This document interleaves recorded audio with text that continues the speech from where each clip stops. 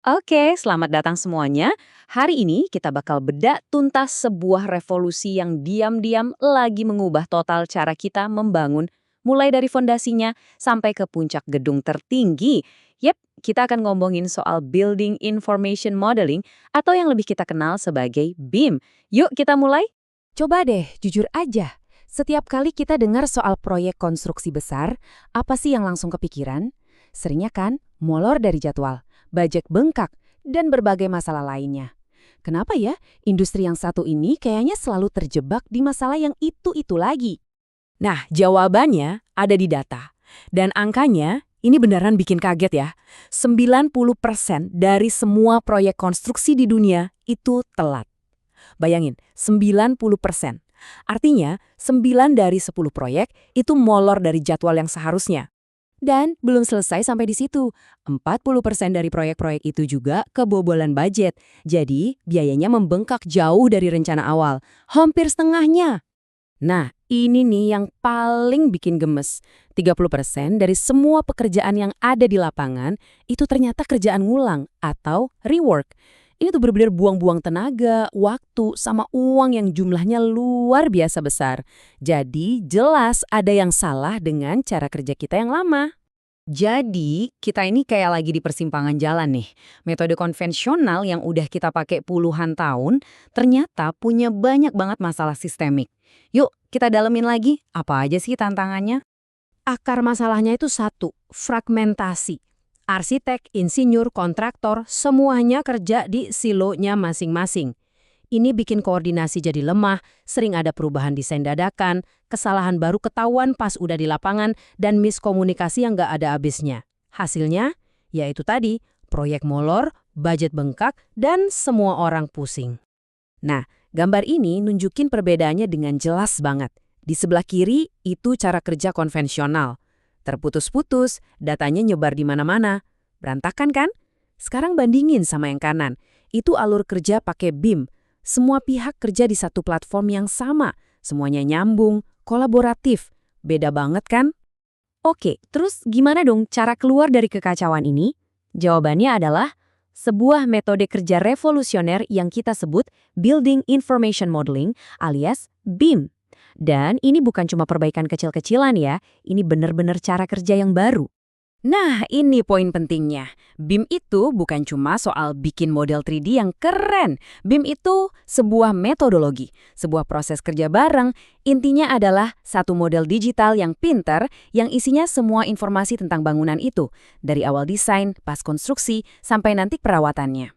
Sering banget ada salah kaprah soal BIM nih, kita lurusin ya. Satu, dan ini paling penting, BIM itu metode bukan software. Software kayak Revit atau Archicad itu cuma alatnya. Kedua, building di BIM itu bukan berarti cuma buat gedung aja. Ini bisa buat jembatan, jalan tol, pabrik, apapun.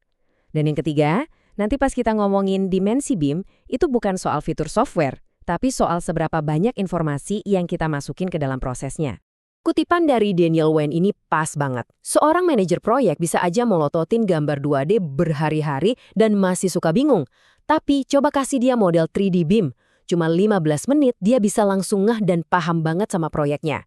Itulah kekuatan visualisasi dan data yang jadi satu. Kayak yang tadi udah disinggung, BIM itu lebih dari sekedar 3D. Keajaiban BIM itu ada di lapisan-lapisan data tambahan yang kita sebut dimensi. Yuk kita bedah satu-satu. Oke, jadi model 3D itu baru permulaannya aja. Kekuatan aslinya itu muncul pas kita tambahin dimensi atau lapisan informasi di atasnya. Tiap lapisan baru ini bikin modelnya makin pinter, makin berguna, dan nilainya jadi luar biasa buat proyek. Kita mulai dari dimensi keempat atau 4D, waktu. Jadi, kita sambungin tiap bagian dari model 3D tadi ke jadwal proyek. Hasilnya apa? Keren banget! Kita bisa putar simulasi konstruksinya, jadi kita bisa lihat gedungnya tumbuh hari demi hari secara virtual. Masalah jadwal bisa ketahuan jauh sebelum kejadian di lapangan. Lanjut dimensi kelima, 5D, biaya. Di sini modelnya bisa otomatis ngitung volume material. Misalnya butuh berapa banyak beton, berapa banyak baja. Data ini langsung nyambung ke harga, jadi estimasi biayanya jadi akurat banget dan real time. Ada perubahan desain? Tenang, angkanya langsung update otomatis. Dan ceritanya nggak berhenti pas gedungnya jadi loh. Dimensi 6D dan 7D itu mikirin umur bangunan setelah jadi. Di 6D, kita bisa analisis konsumsi energi untuk sustainability. Di 7D, kita bisa atur jadwal maintenance. Kapan AC harus diservis, kapan lampu harus diganti. Semua datanya ada di model. Oke, teorinya kedengeran canggih banget ya. Tapi pertanyaannya, ini beneran jalan nggak sih di dunia nyata, apalagi di Indonesia? Jawabannya jelas banget. Mari kita lihat buktinya. Kalau kita lihat data global, angkanya ini nggak main-main. Error desain bisa ditekan sampai 90% karena semua tabrakan antar desain bisa dideteksi otomatis. Produktivitas tim naik 30%, dan yang bikin para investor senyum, ROI atau balik modalnya bisa sampai 300% cuma dalam 3 tahun. Nah, sekarang kita lihat bukti nyatanya di sini di Indonesia. Ini dia, Menara Tamrin 9 di Jakarta. Proyek super kompleks ini jadi bukti hidup gimana BIM bisa sukses diterapkan di proyek skala raksasa di negara kita. Jadi apa hasilnya di sana? Mereka bisa mengkoordinasikan 28 tim teknik yang beda-beda secara barengan. Coba bayangin, itu hampir mustahil kalau pakai cara lama. Hasilnya, waktu proyek bisa dipangkas 17%, dan kerjaan ulang yang mahal itu berkurang 23%. Angka persentase tadi mungkin kedengeran biasa aja ya, tapi buat proyek segede ini, efisiensi 17% dan 23% itu artinya penghematan miliaran rupiah. Uang yang tadinya bakal kebuang sia-sia, sekarang bisa diselamatkan. Jadi setelah kita lihat semua ini, jelas banget kan, BIM itu bukan lagi teknologi masa depan yang masih jauh. Masa depan itu ya sekarang ini. Intinya gini, pakai BIM itu bukan lagi pilihan, tapi udah jadi keharusan. Ini adalah standar baru untuk bisa menjalankan proyek konstruksi yang efisien, kolaboratif, dan yang paling penting, sukses. Revolusi digital di dunia konstruksi itu udah mulai, dan keretanya gak bakal berhenti.